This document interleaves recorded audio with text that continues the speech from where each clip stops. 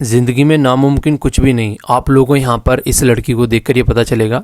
ये कर्नाटका के बेंगलुरु की रहने वाली एक लड़की है जो कि दोनों हाथों से एक साथ लिख सकती है और इसी के साथ में अलग अलग डायरेक्शन में भी आप लोगों को ये लिखती हुई नज़र आएगी। इसी के साथ में अलग अलग लैंग्वेज में एक ही टाइम पर दोनों हाथों से लिख सकती है। देखिए, इस तरीके की अगर कोई कला जो कि आप लोगों के सामने दिखाई जाती है, जो कि एक एक्सट्रीम लेवल की कला आप लोग बोल सकते हो। आज की डेट में आप लोगों को एक हाथ से लिखने के लिए बोला जाए तो भी प्रॉपर वे में हम लोग कई बार नहीं लिख पाते हैं बिना प्रैक्टिस के। खासकर जब आंसर राइटिंग की बात करते हैं, दोनों हाथों से सेम स्पीड में लिखना, कई सारे लोग बोलेंगे कि हाँ यार ये तो इसे भगवान या वो अल्लाह गॉड जिसका भी आप लोग बोलो वरदान मिला हुआ है।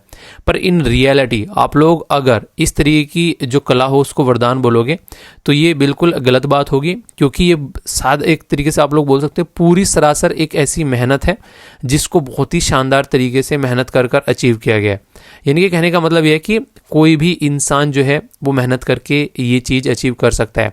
मैक्सिमम लोग ना इस दुनिया में मेहनत करने से डरते हैं, तो अगर आप लोग भी मेहनत करेंगे तो आप लोग भी ये चीज़ अचीव कर सकते हैं। तो यहाँ पर इनके द्वारा शानदार तरीके से मेहनत की गई और जब आप लोगों के सामने रिजल्ट है तो आप लोग इसको वरदान बोल रहे हैं, आप लोग इसको बोल रहे हैं कि क्या जादूगर इंसान है। तो अगर आप लोग भी अपनी किसी भी कला को इस तरीके से निहारेंगे तो लोग उसको फिर इसी तरीके से ट्रीट करेंगे कि ये तो कोई वरदान है या फिर जादूगर है। तो इस लेवल पर लेकर आप लोगों को अपने आप को जिस दिन पहुंच गए उस दिन ये दुनिया आप लोगों की मुरीद हो जाएगी। ठीक है, तो कोशिश करो कि जो भी काम आप लोग कर रहे हो उसको इतने शानदार तरीके से करो और लोग दांतों तले उंगली दबा ले देखकर कि यार ये काम ऐसे कर कैसे लेता है इंसान, मतलब कोई भी सिचुएशन क्यों ना हो ये इंसान अपने काम कंप्लीट करता है। तो वो वाली चीज़ें आप लोगों को देखने को मिलेगी। आई होप कि आप लोग भी ज़िंदगी में इंप्लीमेंट करोगे और इससे कुछ सीखोगे नया। बाकी आप लोगों में कोई ऐसी कला है जिसको देखकर लोग बोले वाह क्या कला है, तो बताइएगा ज़रूर। और अपनी कला को कभी छुपाना नहीं है, उसको और ज़्यादा निहारना है हमेशा। और जहाँ भी लगे कि हाँ उस पर प्रदर्शन करना है, कोई डांस कर रहा है, कोई सिंगिंग कर रहा है, कोई पेंटिंग कर रहा है, इनको यार अच्छे से और अच्छे से अपनी जो कला है उसको बाहर निकाल के लेकर आओ। कहीं भी पार्टिसिपेट करने का मौका मिले, लोकल लेवल पर, अपने डिस्ट्रिक्ट लेवल पर, तहसील, गाँव, अपना शहर, कहीं भी अच्छे से पार्टिसिपेट करो। फिर देखो आप लोगों के अंदर कॉन्फिडेंस भी निकल कर आएगा। ओके, तो अच्छे से चीज़ों को एंजॉय किया करो। दोस्तों, एक नए दिन की शुरुआत करते हैं एक नए जोश के साथ में। और जोश इतना हाई होना चाहिए कि जब तक आप लोग अपना टारगेट अचीव न कर ले तब तक ये कम नहीं होना चाहिए। और इसी के साथ में जो सबसे इंपॉर्टेंट बात है वो यहाँ पर ये है कि किस तरीके से आप लोग ये जोश मेंटेन रखने वाले हैं। तो उसके लिए आप लोगों के सामने एक तरीका है जो कि आप लोग अपनी लाइफ में इंप्लीमेंट कर सकते हैं। बोला जाता है कि, और ये रियलिटी भी है, आप लोगों ने देखा होगा एक इंसान जो है उसका दिमाग शांत नहीं बैठता है, कोई ना कोई विचार आप लोगों के माइंड में चलता रहेगा। अगर वो विचार जो है वो अच्छा है, यानी कि एक तरीके से आप लोगों के लिए पॉजिटिव है तो अच्छी बात है, पर लेकिन वो नेगेटिव है तो उतना ही नेगेटिव भी आप लोगों के माइंड पर इम्पैक्ट डालेगा। तो आप लोगों को कभी भी अपने विचार को रोकना नहीं है। आप लोगों को बस एक काम करना है, जो भी नेगेटिव विचार या फिर बुरे विचार आप लोगों की ज़िंदगी में आ रहे हैं, ज़्यादा से ज़्यादा उनको पॉजिटिव विचार से चेंज करने स्टार्ट कर दो। तो आप लोगों की ज़िंदगी में एक प्रोडक्टिव रिजल्ट आना स्टार्ट हो जाएगा। क्यों? क्योंकि नेगेटिव विचार जो हैं वो आप लोगों की जो एनर्जी है उसको चूसते हैं और पॉजिटिव विचार जो हैं वो आप लोगों में और ज़्यादा एनर्जी भरते हैं। तो विचार को रोकना ये आसान काम नहीं है, पर लेकिन अगर उसको रिप्लेस कर दिया जाए तो कैसा रहेगा, अच्छे विचारों से अगर उसको रिप्लेस कर दिया जाए। तो यही बात यहाँ पर बोलने की कोशिश की जा रही है। इसके लिए आप लोगों के पास में कुछ अच्छे दोस्त होने चाहिए, कुछ अच्छी किताबें होनी चाहिए, आप लोगों के पास में एक ऐसा इन्वायरमेंट होना चाहिए जो आप लोगों को हमेशा सपोर्ट करता हुआ नजर आए। हालांकि ये चीज़ें पॉसिबल नहीं होती है, आधी बार सपोर्ट मिलेगा, आधी बार सपोर्ट नहीं मिलेगा, पर फिर भी आप लोगों को ये चीज़ें अंडरस्टैंड करनी पड़ेंगी कि कैसे आप लोगों को अपनी ज़िंदगी में पॉजिटिव नेचर को एक्वायर करना है। और उसके लिए प्रैक्टिस करनी पड़ती है। हमेशा हर एक इंसान जो है वो एक तरीके से कोई ना कोई नेगेटिव विचार से जूझता रहता है, पर लेकिन अच्छी ज़िंदगी वो जी पाता है जो इन नेगेटिव विचार को पॉजिटिव विचार में कन्वर्ट कर लेते हैं। और एक आसान सा तरीका इसका ये भी है कि आप लोग रेगुलर अपना एक टू डू लिस्ट बनाओ। मॉर्निंग में उठते ही आप लोगों को पता होना चाहिए कि कैसे आज के दिन को आप लोग एंजॉय करने वाले हो, और एक लिस्ट आप लोगों के हाथ में होनी चाहिए। उससे आप लोगों का दिन कैसा चलने वाला है उसके लिए आप लोग गाइडेंस मिलता है और वहाँ से आप लोगों को बहुत कुछ नया सीखने को मिलेगा। और इसी के साथ में आप लोग अपनी एनर्जी को भी एक सही डायरेक्शन में लगा पाओगे। तो छोटा सा काम है जो कि ज़िंदगी में इंप्लीमेंट करके देखना आप लोगों की लाइफ में आप लोगों को चेंज होता हुआ नजर आएगा। इम्पोर्टेंट पर्सनैलिटी है जो आप लोगों को स्क्रीन पर दिख रही है। बताइए ये पर्सनैलिटी कौन है। आई होप कि आप लोग इनके बारे में बता पाओगे, बहुत ही इंपॉर्टेंट है। तो आप लोग इनके बारे में आइडेंटिफाई करना है कि ये पर्सनैलिटी कौन है। तो देखता हूँ कौन कौन बता पाता है। इतना बता देता हूँ, इनको ऑलरेडी भारत रत्न मिल चुका है, तो इतनी आइडिया मैं आप लोगों को दे देता हूँ। यहाँ पर जो आप लोगों के सामने बात की जा रही है, ये बात की जा रही है नेशनल कैंसर अवेयरनेस डे के बारे में। कैंसर अगर देखें तो एक ऐसी बीमारी है जो कि आज की डेट में इंडिया के ऊपर बहुत बड़ा बर्डन यानी कि एक बोझ बन चुकी है, और ये खासकर नॉन कम्युनिकेबल डिजीज में आती है। यानी कि कोई ए पर्सन है, उसको कैंसर हो गया तो उसी की डेथ उस कैंसर से होगी। ऐसा नहीं कि एक को कैंसर हो गया और उसके घर वालों की भी डेथ जो है उस कैंसर की वजह से आप लोगों को होती नजर आएगी। तो इसी के बारे में अवेयरनेस फैलाने के लिए ये जो डे है ये 7 नवंबर को सेलिब्रेट किया जाता है। और सबसे खतरनाक चीज़ पता है क्या है यहाँ पर, ये कैंसर की मैक्सिमम जो कैंसर की बीमारी होंगी वो आप लोगों को लाइफ स्टाइल डिजीज से नजर आएंगी। मतलब एक इंसान का रहना, खाना पीना, सोना, उसकी ज़िंदगी में कितना स्ट्रेस लेना, ये बहुत बड़ा एक तरीके से डिसाइसिव फैक्टर होता है कि उस इंसान की बॉडी में जो है वो कैंसर पनपेगा या नहीं पनपेगा। यानी कि अगर आप लोग अपनी जो बेसिक रूटीन लाइफ है वो भी आप लोग इंप्रूव कर लो, डेली एक्सरसाइज करना और ये बैलेंस डाइट अच्छे से लेना, SLV की बैलेंस डाइट लेना, तो ये भी आप लोगों को जो फेलियर का कैंसर है उससे आप लोगों को दूर रखेगी, है कि नहीं। तो ये आप लोग अपनी लाइफ में इंप्लीमेंट कर सकते हैं। तो कैंसर का ट्रीटमेंट, बहुत सारी चीज़ें ऐसी हैं जिनके ट्रीटमेंट आज की डेट में भी अवेलेबल नहीं है, पर लेकिन अगर prevention is better than cure वाले फंडे पर हम लोग चलें, कोई भी बीमारी होने से पहले अगर उसका इलाज निकाल ले तो कैसा रहेगा। एक तरीके से इलाज निकालना मतलब वो बीमारी होने ही नहीं देना। तो इस तरीके से अवेयरनेस जो है वो काफ़ी ज़्यादा ज़रूरी है, पर लेकिन जो लोग अवेयर नहीं रहते हैं तो फिर उनको ट्रीटमेंट की भी ज़रूरत पड़ेगी। तो दोनों जगह कैसे एक बैलेंस बनाकर चला जाएगा वो काफ़ी ज़्यादा ज़रूरी है। तो उसी से रिलेटेड ये इंपॉर्टेंट डे है जिसके बारे में आप लोग याद रखिएगा थोड़ा सा। और आप लोगों को कभी लगे कि ज़िंदगी में यार कितनी प्रॉब्लम है, मैंने आप लोगों को हमें कई बार बोली ये बात कि कभी किसी कैंसर हॉस्पिटल में चले जाना, एक बार घुमाना, आप लोगों को ज़िंदगी की सारी प्रॉब्लम जो है वो समझ में आ जाएगी कि ये प्रॉब्लम जो है हमारी कुछ भी नहीं है। हर 5-5, 10-10 मिनट में वहाँ से एक बॉडी निकलती है बाहर, इंसान की डेथ होती है।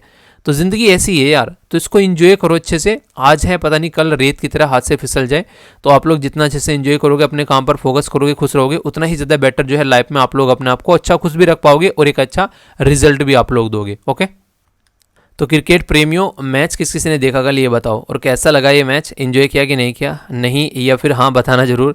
काफ़ी शानदार तरीके से एक मैच तरीके से आप लोग देखते हैं जब इंडिया जीत कर आती है, तो एक अलग ही लेवल का मतलब जोश रहता है एक तरीके से पूरे देश के अंदर में, और अच्छा फील होना भी चाहिए यार। आखिरकार देश की बात जहाँ आती है उससे बढ़कर तो कोई चीज़ होती नहीं है, ठीक है।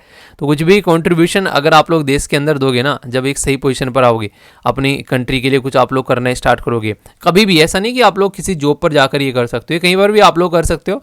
उस टाइम पर देखना आप लोगों के अंदर की फीलिंग क्या आती है निकल कर, ऐसा लगता है कि वाह यार हम ही हम हैं, मतलब एक तरीके से ऐसा लगता है कि मतलब ज़िंदगी जीने में मज़ा आने लगता है, तो वो वाली फीलिंग होती है। पर लेकिन उसमें रेस्पॉन्सिबिलिटी भी इतनी अच्छी रहती है यहाँ पर, ठीक है। तो क्या लगता है कौन जीतने वाला है यहाँ पर, ये जो पर्टिकुलर जो सीरीज़ है, आप लोग बताइएगा ज़रूर। आगे चलते हैं, बहुत इंपॉर्टेंट न्यूज़ है यहाँ पर ये, और ये इंपॉर्टेंट न्यूज़ है ये हमारी आर्मी के बारे में है। आर्मी की ड्रेस आप लोगों ने देखी होगी, कैसी लगती है आर्मी की ड्रेस, आप लोगों को काफ़ी एक तरीके से मोटिवेशन देती है कि नहीं देती है। अच्छा, अगर मैं आप लोगों से पूछूं सबसे बेस्ट किसकी ड्रेस लगती है, हालांकि ये कंपेयर करने लायक चीज़ नहीं है, पर फिर भी अगर मैं आप लोगों को बोलूं कि हाँ आर्मी, एयरफोर्स, नेवी में से 3 ड्रेस आप लोगों को चूज़ करनी है, तो कौन सी ड्रेस आप लोग बोलोगे वाह यार ये ड्रेस पहन के तो बिल्कुल मज़ा आ जाता है, कैसे ना कि ये ड्रीम जॉब होती है, ठीक है। तो कौन सी ऐसी ड्रेस है जो आप लोगों को ड्रीम ड्रेस लगती है, मैं यहाँ पर वो जानना चाह रहा हूँ। उसमें आप लोग अपनी जो IPS वाली ड्रेस भी ऐड कर सकते हैं, ठीक है। अभी यहाँ पर ये न्यूज़ किस लिए है, बहुत ही इंपॉर्टेंट न्यूज़ है। आप लोगों ने अक्सर देखा होगा हमारी कंट्री की जो फोर्सेस होती हैं उनके पास में एक नहीं कई ड्रेसेस होती हैं। यहाँ पर मैं आप लोगों से बात कर रहा हूँ जो ड्रेस कॉम्बैट में यूज़ की जाती है, यानी कि जब ग्राउंड लेवल पर जाकर उतरते हैं, जब वहाँ पर वो ड्रेस यूज़ की जाती है, उसके बारे में मैं आप लोगों से बात कर रहा हूँ। तो हमारी कंट्री में अभी जो ड्रेस है यहाँ पर, अभी हमारी आर्मी के द्वारा ये नई ड्रेस आप लोगों को देखने को मिलेगी, और इसको बोलते हैं एक शब्द यहाँ पर काफ़ी इंटरेस्टिंग है, यहाँ पर इसको बोलते हैं बेसिकली कॉम्बो फ्लैग। इसका मतलब क्या होता है, एक ऐसा पैटर्न जब यहाँ पर एनिमल अपना जो कलर या फिर जो शेप है वो मैच कर लेता है कहीं भी ऐसी सिचुएशन में जहाँ पर उसको कोई आइडेंटिफाई ना कर सके अपनी सराउंडिंग के साथ में। यानी कि हमारे यहाँ पर आप लोग देखो ये सारे जवान हैं, आप लोगों को आसपास में यहाँ पर ये सारे जवान देखने को मिलेंगे, पर लेकिन इनको आइडेंटिफाई करना आसान नहीं है यहाँ पर। इस तरीके से इन्होंने अपनी आप लोगों को इस सराउंडिंग में जो है एक तरीके से अपने आप को मैच करा लिया है। तो ऐसी यूनिफॉर्म जो है लड़ाई के टाइम पर होना काफ़ी ज़्यादा जरूरी है, ताकि जो दुश्मन है वो आइडेंटिफाई ना कर सके। तो उसी के बारे में यहाँ पर ये न्यूज़ आप लोगों को देखने को मिलेगी। इंडियन जो आर्मी के द्वारा रजिस्टर किया गया यहाँ पर इंटेलेक्चुअल प्रॉपर्टी राइट, यानी कि अपना जो IPR किसके लिए, न्यू डिज़ाइन, और इसी के साथ में कॉम्बो फ्लैग जो पैटर्न है यूनिफॉर्म का उसके लिए ये देखने को मिलेगा। इंडियन आर्मी के द्वारा रजिस्टर किया गया इंटेलेक्चुअल प्रॉपर्टी जो राइट है डिज़ाइन यहाँ पर कब, आज की बात नहीं है यहाँ पर, ये काफ़ी पुराना है, इस्टेब्लिश किया गया था यहाँ पर ये 3 नवंबर 2011 में। और ये अप्लाई जो किया गया था, ये controller general of patent and design and trademark Kolkata के द्वारा ये रजिस्ट्रेशन कंप्लीट कराया गया अभी रिसेंटली, और अभी फिलहाल फिर यहाँ पर इसको पब्लिश किया गया। इससे फायदा क्या होगा? इससे ये फायदा होगा, अब ये जो ड्रेस हमारी कंट्री की आर्मी के पास में है, जो यहाँ पर इसको यूज़ किया जाना है, जो कि हम लोग डिज़ाइन करा चुके हैं यहाँ पर एक तरीके से पेटेंट अपना, अगर कल को कोई इसको गलत तरीके से इस्तेमाल करता पाया जाता है या फिर मैन्युफैक्चर करता पाया जाता है, तो मिनिस्ट्री ऑफ डिफेंस जो है वो उसके ऊपर एक्शन ले सकती है। तो ये काफ़ी ज़्यादा जरूरी है, यानी कि कोई भी इसके साथ में कुछ गड़बड़ न करे। और दूसरी इंपॉर्टेंट चीज़ यहाँ पर ये, अभी रिसेंटली बहुत सारे लोगों को जो है यहाँ पर ये मतलब बहुत सारी जो ड्रेस है वो ऑर्डर कर दी गई है, लगभग 50,000 से भी ज़्यादा। तो आने वाले टाइम पे अलग अलग रीजन में आप लोगों को ये चीज़ें यूज़ होती हुई नजर आएंगी बहुत ही लार्ज स्केल पर। तो कैसी लगी ड्रेस जरूर बताएगा। बाकी बहुत सारी न्यूज़ है जो आगे मैं आप लोगों की कवर करूँगा, काफ़ी डिटेल में जो न्यूज़ होगी आगे वो आप लोगों को देखने को मिलेगी। अभी पहले कुछ और न्यूज़ कवर करते हैं, इसके बाद में फिर आप लोगों की जो डिटेल में न्यूज़ आएंगे, ठीक है। तो शॉर्ट न्यूज़ रहेंगी, उसी के साथ में कुछ क्वेश्चंस भी आप लोग के रहेंगे जो कि अटैम्प्ट करेंगे। इसी के साथ में आप लोगों यहाँ पर एक मैप बेस्ड जो एक सीसेट का क्वेश्चन भी रहेगा, एक मैप बेस्ड क्वेश्चन रहेगा, और फिर आप लोगों के लिए वोकैबुलरी भी रहेंगे, ठीक है। आज के एसएलवी कमांडो बहुत शानदार तरीके से आंसर दिए गए यहाँ पर आयशा के द्वारा, देखना आप लोग डिटेल में। इनका अपना शेड्यूल भी लिखा जा रहा है जो मैं आप लोगों को डेली बोलता हूँ, और क्या क्या अचीव कर चुके हैं वो काफ़ी अच्छा लगता है। और इन्होंने रीज़न भी दे दिया कि किसकी वजह से यहाँ पर जो अपना ये जो चीज़ें हैं वो कंप्लीट नहीं कर पाए। इसी के साथ में यहाँ पर आंसर बहुत ही अच्छे से दिए गए हैं, ठीक है। तो बहुत ही उम्दार तरीके से डिस्कस करेंगे कई सारी बातें, कोई भी माइंड में आप लोगों को डाउट नहीं रहेगा, ठीक है। तो एक एक आर्टिकल जो है वो अभी आगे डिस्कस करेंगे, और इसके बारे में आप लोग बताना कि किस तरीके से आप लोगों को क्या लगता है जो मैंने पूछा, ओके। तो अच्छे से देखते हैं एक एक क्या हो गया एक एक चीज़ सॉरी दोस्तों, ये आर्टिकल डिस्कस करने से पहले मैं आप लोगों को छोटी सी एक स्टोरी सुनाता हूँ, और वो स्टोरी जो है एपीजे अब्दुल कलाम सर जी के बारे में है, और इस पर्टिकुलर आर्टिकल से रिलेटेड भी है। क्यों? क्योंकि इस आर्टिकल में हम लोग बात कर रहे हैं मेडिकल डिवाइसेस के बारे में। तो जैसे ही मैं इस आर्टिकल को पढ़ रहा था तो मुझे वो स्टोरी याद आ गई, तो मुझे लगा आप लोगों के साथ में शेयर करूँगा उस स्टोरी को। बड़ी ही प्यारी सी इंटरेस्टिंग एक स्टोरी है, जिसको जानकर आप लोग समझ पाओगे कि इंसान को एक फील्ड में नहीं, अगर इंसान खुले दिमाग से काम करता है तो बहुत सारे फील्ड में वो अपने दिमाग का इस्तेमाल कर सकता है। एपीजे अब्दुल कलाम सर जो हैं उनको बुलाया गया एक पर्टिकुलर मीटिंग के अंदर, जहाँ पर बहुत सारे डॉक्टर की मीटिंग थी, और वहाँ पर एक तरीके से उनके द्वारा भी पार्टिसिपेट किया गया। तो वहाँ पर जो मुद्दा था, वहाँ पर वो मुद्दा था किसके ऊपर? हार्ट अटैक के ऊपर। यानी कि जो हार्ट अटैक आते हैं हमारे देश में, उसके बहुत सारे केसेस बढ़ते जा रहे थे, और उसकी वजह से ये माना जा रहा था कि लगभग मोटे मोटे तौर पर 1500 के करीब हर साल हमारे देश की जो इकोनॉमी है उसको नुकसान होता था हार्ट अटैक की वजह से। क्यों? क्योंकि जब भी किसी को हार्ट अटैक आता था तो वहाँ पर एक छोटी सी डिवाइस है जिसको आप लोग इंस्टेंट बोलते हैं। ये क्या होता है, जब हार्ट ब्लॉक होता है तो ये जो छोटी सी डिवाइस है ये डाली जाती है हार्ट के अंदर में, ताकि ब्लड का फ्लो जो है वो बना रहे। इसकी वजह से यहाँ पर जो इंसान जो है वो जिंदा बच जाता है। तो ये जो छोटी सी डिवाइस है यहाँ पर, ये जो आप लोग ये छोटी सी डिवाइस देख पा रहे हैं, ये ढंग से दिखेगी भी नहीं, इंसान अगर उसको उंगली पे लेकर बैठे। ये डिवाइस हम लोग बाहर से खरीदते थे, बाहर से इनको इंपोर्ट करते थे, और एक डिवाइस जो है ये 60, 70, 80 या फिर 1 लाख तक भी पहुंचती थी इनकी कॉस्ट। इसकी वजह से हम लोगों के जो देश में प्रॉब्लम काफ़ी ज़्यादा बढ़ती जा रही थी कि हम लोग बाहर से इनको खरीद कर लेकर आते थे, और कई सारे लोग इसको अफोर्ड भी नहीं कर पाते थे। ये भी काफ़ी बड़ी प्रॉब्लम थी। यानी कि एक तो सबसे बड़ी बात तो हमारे देश में नहीं है, सारी इंपोर्ट करके लाएंगे तो देश में मिलेंगे नहीं। दूसरी इंपॉर्टेंट बात, अगर देश में मिल भी जा रही है तो जो गरीब तबका है सोसाइटी का वो इसको खरीद ही नहीं पा रहा है, जिसकी वजह से और लोगों की जान चली जाती थी। तो मोटे मोटे तौर पर बहुत सारे लोगों की जान जाए, और 1500 के करोड़ करीब हर साल हमारे देश को वैसे नुकसान हो जाए, क्योंकि बाहर से हम लोगों को खरीद कर ये लेकर आनी पड़ती थी। जब एपीजे अब्दुल कलाम सर ने जाना इसके बारे में कि यार ये ऐसी है क्या चीज़ कि हम लोग इतनी महंगी इसको बेच रहे हैं, एक छोटा सा एक टुकड़ा है यहाँ पर किसी मेटल का, तो जब पता चला ये सिमिलर मेटल जो है वो डीआरडीओ के द्वारा इस्तेमाल की जाती है अपने जो सिस्टम है उसको बनाने के लिए। तो एपीजे अब्दुल कलाम सर बोले जब हम लोगों के पास में ये मेटल भरपूर मात्रा में है और हम लोग इसको यूज़ कर रहे हैं उस पर्टिकुलर डिपार्टमेंट में, तो हम लोग क्यों अपने देश में ये जो डिवाइस है वो नहीं बना सकते। तो आप लोगों से यहाँ पर एग्जाम में क्वेश्चन भी बन सकता है। आज की डेट में एक ऐसी डिवाइस है हमारे देश में जिसको बोलते हैं कलाम राजू इंस्टेंट, यानी कि डॉक्टर कलाम साहब के द्वारा मिलकर एक डॉक्टर के साथ में, जिनका नाम था डॉक्टर बी सोमा राजू, तो इनके द्वारा दोनों के द्वारा मिलकर यहाँ पर वो स्टेंट डेवलप की गई। और आप लोग यकीन नहीं मानोगे, जो 60, 70, 80 हज़ार रुपये की जो स्टेंट आ रही थी उसका प्राइस घटकर जब हमारे देश में खुद की स्टेंट बनाएगी उस टाइम पर तो 2,000 रुपये आ गया। अब 2,000 रुपये अगर बोलो एक रिक्शे वालों को भी कि हाँ भाई साहब, जहां पर 80-90 हज़ार रुपये लग रहे थे उसको बोले कि बस 2,000 रुपये देने, तो भी हंसते हंसते उसको अफोर्ड कर लेगा और वो भी उसका अपना इलाज करवा पाएगा। आज की डेट में आप लोग इसका समझ सकते हैं कितने सारे लोगों की यहाँ पर जान बचा पाए। इवन अगर बात करें फिलहाल प्रेजेंट टाइम पर जो अपने हमारे द्वारा खुद की बनाई जा रही है, मैक्सिमम जो उसकी कॉस्ट जाती है वो 15,000 जाती है, यानी कि इससे फालतू नहीं जाती है। यानी कि जो 80,000 की थी या फिर 60,000 की थी, उसका भी 1/4 आप लोगों को देखने को मिलेगा हमारे देश में यहाँ पर यूज की जा रही है। तो उसी का नाम है कलाम राजू इंस्टेंट। तो आप लोग समझ सकते हैं कि जब इंसान दिमाग लगाने बैठता है तो एक तरीके से किस किस एरिया में काम कर सकता है। यही छोटी छोटी ऐसी चीज़ें यार, मतलब एपीजे अब्दुल कलाम सर जी के लिए हमेशा दिल में से एक अलग ही तरीके की रेस्पेक्ट निकल के आती है। तो ये स्टोरी मुझे लगा आप लोगों के साथ में शेयर करूं, ठीक है। चलिए जो भी है, अभी हम लोग बात करेंगे यहाँ पर एक पर्टिकुलर बिल के बारे में, जो कि यहाँ पर मेडिकल डिवाइस बिल, ये हमारे देश में लाया गया। मेडिकल डिवाइस वो कुछ भी हो सकती है जो हमारे देश में इस्तेमाल की जाती है। आप लोग अगर एक डॉक्टर के पास में जाएंगे तो जो जो भी इंस्ट्रूमेंट वो यूज़ कर रहा है तो उसके बारे में जो भी चीज़ें उसके पास में होती है तो उससे रिलेटेड यहाँ पर बातें की जा रही है। तो बहुत सारी बातें आप लोगों को यहाँ पर जानने को मिलेगी। ये जो पर्टिकुलर टॉपिक है इंडियन एक्सप्रेस के अंदर भी कवर किया गया था और द हिंदू न्यूज़पेपर के अंदर भी कवर किया गया। तो कंबाइन कर डिस्कस करूंगा इंपॉर्टेंट पॉइंट जो कि एग्जाम के लिए काफी इंपॉर्टेंट है। अच्छे से आप लोग सुनिएगा क्योंकि एंड में एक क्वेश्चन भी आप लोगों का होगा। तो जितने अच्छे से ये डिस्कशन सुनेंगे उस क्वेश्चन का आंसर दे पाएंगे, आप लोगों को भी अच्छा लगेगा। ये टॉपिक आप लोग UPSC prelims, GS paper 2 government जो पॉलिसीज हैं उसके साथ में आप लोग इसको कनेक्ट करके देख सकते हैं। सबसे पहले तो हमारी कंट्री में जो यूनियन हेल्थ मिनिस्टर हैं उनका नाम बताओ क्या है। उनके द्वारा अभी यहाँ पर the drug medical device and cosmetic bill 2022 जो है वो यहाँ पर लाया गया, जो कि रिप्लेस करेगा the drug and cosmetic act जो है 1940 का, यानी कि बाबा आदम के जमाने का एक कानून है हमारे देश में, जो कि अंग्रेजों के टाइम पर बनाया गया था। और आज की डेट में आप लोग पता है कि हम लोग मेडिकल के फील्ड में काफ़ी आगे बढ़ रहे हैं। वो अलग बात है कि हम लोग मेडिकल में इतना इन्वेस्टमेंट नहीं कर पाते। हमारी कंट्री में जो मेडिकल में जो खर्चा होता है वो दुनिया के कंपेयर में काफ़ी कम होता है, तो इसके चलते उसको बढ़ाने की बात की जा रही है। पर लेकिन अभी यहाँ पर ये काफ़ी इंपॉर्टेंट है ताकि इन चीज़ों को रेगुलेट किया जा सके। फोकस ये है कि जो मेडिकल डिवाइस है उसको एक सेपरेट एंटिटी माना जाए, यानी कि अभी फिलहाल उसको हम लोग इकट्ठा मान लेते हैं कि ठीक है, उसके ऊपर अगर कोई कुछ उल्टी सीधी हरकतें करता है तो फाइन लगाया जा सके या फिर किसी को जेल में भी डाला जा सके, कोई इससे रिलेटेड कोई दिक्कत देखने को मिलती है। और कई बार कई सारे और भी इशू निकल कर आते हैं। मतलब कि ये है कि कल को चलकर अगर कोई भी कुछ ऐसी चीजें करता है तो यहाँ पर एक तरीके से अलग से उसके ऊपर टैकल किया जा सके चीज़ों को।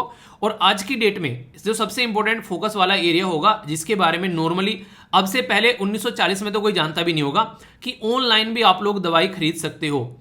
तो जो ई फार्मेसी है उनको भी रेगुलेट किया जाएगा, क्योंकि कई सारी फार्मेसी हैं दवाइयाँ बेच रही हैं, उनके प्राइस के बारे में प्रॉब्लम निकल कर आती है। प्राइस के साथ साथ में कौन सी दवाई किस लेवल पर मिल रही है, हो सकता है वो दवाई जो है बिना डॉक्टर की प्रिस्क्रिप्शन के ना मिलती हो मार्केट में, पर लेकिन ऑनलाइन उनको बेचा जा रहा है। तो उसको कैसे कंट्रोल करना है, अभी आप लोगों को याद होगा मैंने आप लोगों से एक आर्टिकल डिस्कस किया था जिसमें बताया गया था कि नॉर्मली जो कॉन्डोम्स वगैरह हैं उनका इस्तेमाल किया जा रहा है लोगों के द्वारा दारू शराब बनाने के लिए, समझ रहे हैं। जो सैनिटरी जो पैड्स होती हैं उनका इस्तेमाल किया जा रहा है। तो ये सारी ऐसी चीजें कि इसके ऊपर ध्यान रखना काफी जरूरी है। पता नहीं कौन सा चीज किस चीज के लिए और किस तरीके से उसको इस्तेमाल कर लोगों को नुकसान पहुंच सकता है। तो इसलिए जरूरी है कि गवर्नमेंट जो है इन सब चीजों के ऊपर ध्यान रखे। और मेडिकल डिवाइसेज जो है वो हर एक इंसान के एक तरीके से एक हर एक डॉक्टर के पास में अवेलेबल होनी चाहिए, तभी वो प्रॉपर वे में किसी पर्टिकुलर पेशेंट को देख पाएगा, उसके अंदर क्या बीमारी है उसको समझ पाएगा। अगर उसके पास में डिवाइस ही नहीं होगी तो कैसे वो अपने काम को कंप्लीट कर पाएगा। तो इसलिए इसको रेगुलेट करना काफी ज्यादा जरूरी था और इसी के ऊपर यहां पर ये जो है बिल लेकर आया गया है। तो जो भी पुराने जो कानून था उसके अंदर जो लूप होल थे जिनको गलत तरीके से इस्तेमाल किया जा सकता था, उनको सबको उन्हें कहते हैं कि तरीके से लाठी लेके सबको साइड में लगाया गया कि हाँ अब सबको लाइन में रहना है। उन्हें कहते हैं गांव में कई बार कि लाइन लगा ले वरना एक लट में ना ठीक हो जाएगा, ठीक है। तो वही वाली बात है। तो जो भी अब हरकतें करेगा उसको जो है उसको नहीं एक डंडे से उसको ठीक किया जाएगा गवर्नमेंट के द्वारा, क्योंकि जब कानून रहता है तो उसका इस्तेमाल भी हो पाता है। सबसे पहले तो बात की जा रही है ऑनलाइन फार्मेसी के बारे में। ऑनलाइन फार्मेसी जैसा मैंने अभी बताया ऑनलाइन सामान बेचे जा रहे हैं, पर लेकिन अगर प्रॉपर वे में ऑनलाइन सामान बेचे जा रहे हैं या फिर क्या होता है, मान लीजिए आज के डेट में ऑनलाइन सामान बेचे जा रहे हैं और मुझे पता चला मार्केट के अंदर में ये पर्टिकुलर दवाई क्रोसिन हो गया उसकी खपत होने वाली है बहुत ज्यादा है, या फिर डोलो आप लोगों ने देखी होगी दुनिया भर की बेची गई तो उसकी खपत होने वाली है। तो मैं क्या करूंगा, मैंने बोला कि 5,000 डोलो के पत्ते जो हैं वो मैंने ऑर्डर कर लिए और अपने पास में स्टोर करके रख लिए। मान लीजिए मैं कोई मेडिकल स्टोर वाला हूं, अब मैं क्या करूंगा जब बेचूंगा, जब मार्केट में उनकी कमी होगी, एक पत्ते को 500 रुपए का बेचूंगा। तो ऐसा कोई भी यहाँ पर कंडीशन नहीं होनी चाहिए। तो इन सब चीज़ों को ध्यान में रखा जाएगा। अगर कोई ऑनलाइन इस तरह की हरकतें कर रहा है तो उसको यहाँ पर फिर सुधारा जाएगा, ठीक है। दूसरा एक इंपॉर्टेंट बात है, जब भी कोई दवाई बनाई जाती है, आप लोगों को पता है किसी दवाई को बनाने के लिए एक प्रॉपर क्लिनिकल ट्रायल होती है। तो वो क्लिनिकल ट्रायल प्रॉपर फेज में चलती है। फर्स्ट फेज में कुछ लोगों के ऊपर एक्सपेरिमेंट किया, फिर सेकंड में थोड़ा सा और ज्यादा के ऊपर, थर्ड में और ज्यादा के ऊपर, फिर उसको अप्रूवल मिलता है अगर रिजल्ट जो है वो पॉजिटिव आता है। तो उसमें भी अगर किसी के साथ में कुछ गड़बड़ हो जाती है तो यहां पर कॉम्पनसेशन के बारे में बात की जा रही है। उसके चलते यहां पर एक प्रॉपर सिस्टम यहां पर क्रिएट किया जाएगा। इंप्रिजनमेंट एंड फाइन ये काफी ज्यादा जरूरी होता है। वो नहीं कहते कि इंसान को जब तक यहां पर डर ना लगे तो इंसान जो है हेलमेट भी पहने ना, जबकि उसके खुद के सर के लिए है। और इंसान क्या करता है, वो हेलमेट भी नहीं पहनता। क्यों? क्योंकि उसको एक तरीके से लगता है कि क्या ही करना है पहनकर, एक तरीके से। पर लेकिन जब ठुक जाता है कहीं पर जाकर और कहीं सर फूट जाता है और इंसान की डेथ हो जाती है, तब इंसान को समझ में आता है कि हाँ यार, ये चीजें इस्तेमाल करने के लिए हमारे लिए हैं। वरना पुलिस के डर से लोग अक्सर जो है हेलमेट या फिर सीट बेल्ट लगाते हैं। तो ये चीजें नहीं होनी चाहिए यहाँ पर। तो इसके चलते यहाँ पर बोला जा रहा है कि एक तरीके से यहाँ पर इन सिचुएशन को भी हैंडल किया जाएगा। डबल कॉम्पनसेशन के बारे में बात की जा रही है। इसी के साथ में यहाँ पर अगर कोई यहाँ पर इस तरीके की हरकतें करता है तो क्लिनिकल ट्रायल को भी उसके ऊपर भी कंट्रोल किया जाएगा। क्लिनिकल ट्रायल अगर कहीं पर हो रही है तो गलत तरीके से, तो उसको भी इन्वेस्टिगेट करना है। बिना परमिशन के कोई कर रहा है तो यहाँ पर उसको यहाँ पर टैकल करना है, ठीक है। तो बिना परमिशन के कई बार कई सारी हरकतें लोग करते हुए नजर आते हैं, डॉक्टर जेकोल बन जाते हैं शक्तिमान वाले। तो वो चीजें नहीं होनी चाहिए। और मेडिकल डिवाइस जो पहले कानून था उसमें 4 कैटेगरी में यहाँ पर बेसिकली जो मेडिकल डिवाइस, जिसमें से एक ड्रग्स हुआ करती थी, ठीक है। मेडिकल डिवाइस ड्रग्स की कैटेगरी, ड्रग्स को भी मेडिकल डिवाइस की कैटेगरी में यहाँ पर डाला गया था।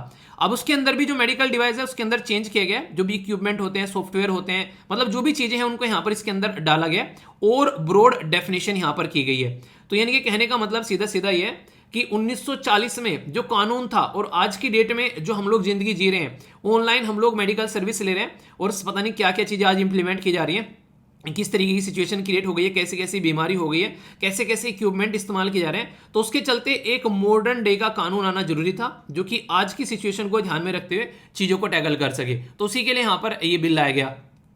चीजें तो बहुत सारी लिखी हुई है यहाँ पर लेकिन कुछ ही काम की हैं जो आप लोग देख पाएंगे। यहाँ पर एक medical device technical advisory board बनाया गया। तो यहाँ पर ताकि चीजों को ध्यान में रखा जा सके। कैसे? जैसे मान लीजिए कोई आज की डेट में आप लोग घर में कोई प्रोडक्ट बना रहे हैं और बहुत सारे लोग आप लोगों ने रख लिए वो प्रोडक्ट बनाने वाले, तो कोई ऐसा भी होना चाहिए जो ध्यान रखे ऊपर से, ठीक है। यानी कि ये सारे काम ठीक से कर रहे हैं कि नहीं कर रहे हैं। पता चला यहाँ पर कोई डिवाइस बनानी थी, वो बेकार डिवाइस बना दी, तो फिर क्या होगा? तो उसका सॉल्यूशन निकाला जाएगा, उसके ऊपर फाइन लगेगा या फिर उसको जेल में भेजा जाएगा। तो ऐसा नहीं होना चाहिए। तो प्रॉपर तरीके से यहाँ पर सारी चीजें होनी चाहिए। अगर कोई डिवाइस है कैसे उसको लेकर चलना है, ठीक है। बाद में उसकी वो कंडीशन भी देखनी है, कैसे उसको अगर कोई है तो कैसे उसको एक तरीके से डिकम्पोज करना है, पैकेजिंग कैसे उसकी होनी चाहिए, तो सारा सिस्टम होना चाहिए। तो प्रॉपर सिस्टमेटिक वे में यहाँ पर काम किया जाएगा। तो ये जो मेडिकल बोर्ड होगा इसमें एक तो एक्सपर्ट रहेंगे इस पर्टिकुलर फील्ड के, दूसरे department of atomic energy, department of science and technology, ministry of electronics and information technology, defence जो यहाँ पर रिसर्च एंड डेवलपमेंट ऑर्गेनाइजेशन इनके डीआरडीओ के एक्सपर्ट, और इसी के साथ में एक्सपर्ट रहेंगे बायो जो एक तरीके से मेडिकल टेक्नोलॉजी या फिर बायो जो मटेरियल और जो पॉलीमर टेक्नोलॉजी। तो यानी कि अलग अलग फील्ड के महारथी यहाँ पर आकर बैठेंगे, तभी यहाँ पर कैसी डिवाइस बननी है हमारे देश में उसके ऊपर हम लोग फोकस कर पाएंगे और तभी एक अच्छी डिवाइस में हम लोग निकाल कर ला पाएंगे। तो ये आप लोगों को यहाँ पर देखने को मिलेगा, ठीक है।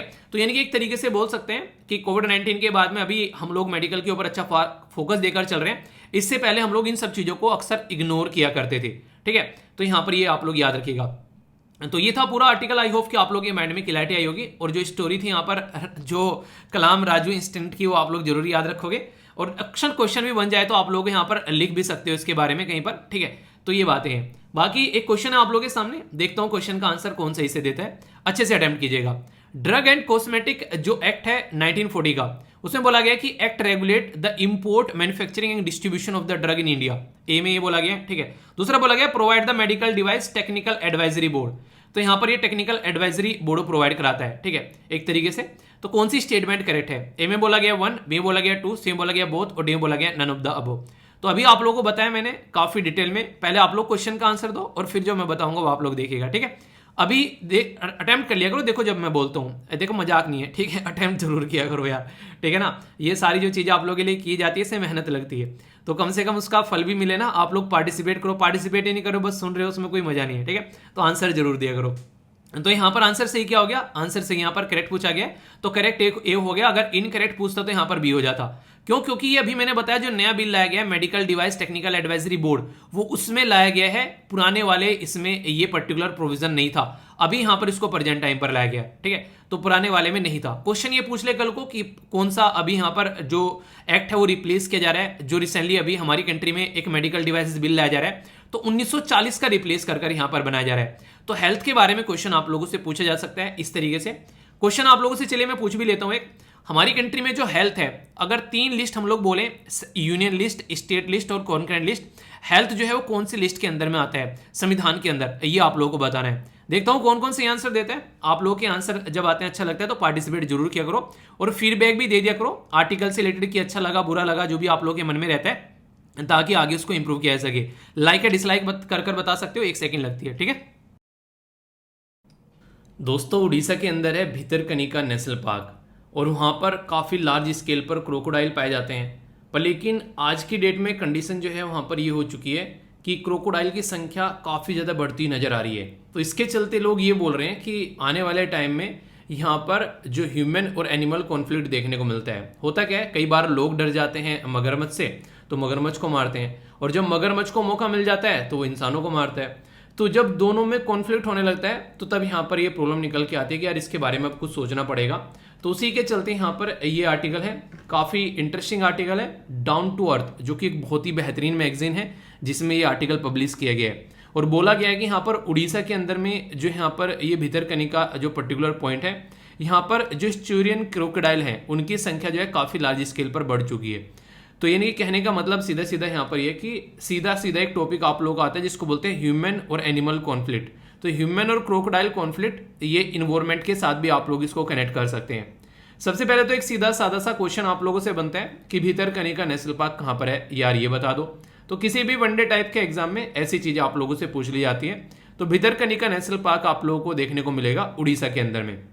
इसकी अगर एग्जैक्ट लोकेशन आप लोग यहाँ पर देखना चाहते हैं तो आप लोगों के सामने यहाँ पर बहुत सारी चीज़ें हैं। वैसे यहाँ पर अगर बात करें तो एग्जैक्ट लोकेशन आप लोग यहाँ पर देखने को मिलेगी, ठीक है।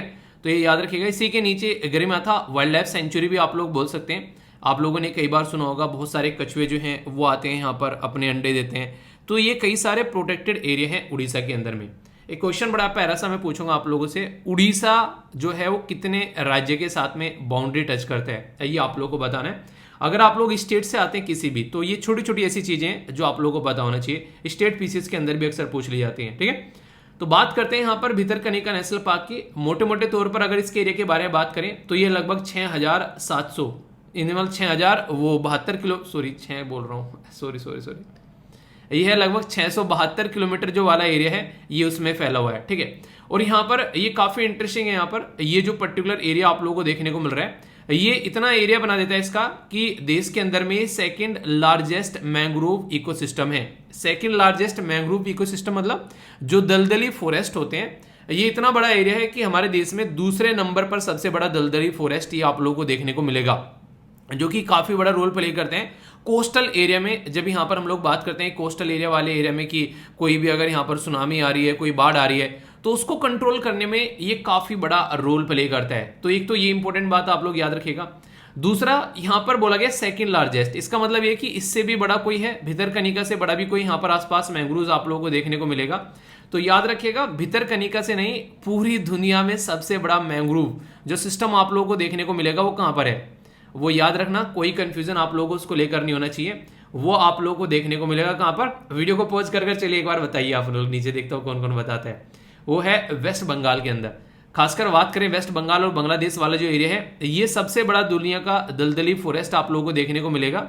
और इसी का नाम आप लोगों ने सुंदरवन सुना होगा कई बार। सुंदरवन जो है यहाँ पर इसका नाम इसलिए रखा गया क्योंकि एक सुंदरी नाम का ट्री जिसके नाम पर इसका नाम सुंदरवन पड़ा। उन्हें कहते हैं कई बार कई सारे लोग रहते हैं हमारे बुजुर्ग, उनके नाम पर हमारे जैसे नहीं परिवार के नाम पड़ जाते हैं। तो ये फुलाने के परिवार में से आता है, ढिमकाने के परिवार में से आता है। आप लोगों ने अक्सर गांव में इसके बारे में सुना होगा, ठीक है। तो इस तरीके से यहाँ पर ये सुंदरी ट्री के नाम पर ये सुंदरवन इसका नेशनल पार्क का नाम पड़ गया। और सबसे बड़ी बात यहाँ पर यह कि दुनिया में सबसे बड़ा, मैं अपने देश के बारे में बात नहीं कर रहा हूँ, दुनिया में सबसे बड़ा मैंग्रोव्स एरिया जो है वो आप लोगों को यहाँ पर ये देखने को मिलेगा। तो ये काफी इंपॉर्टेंट बात है यहाँ पर।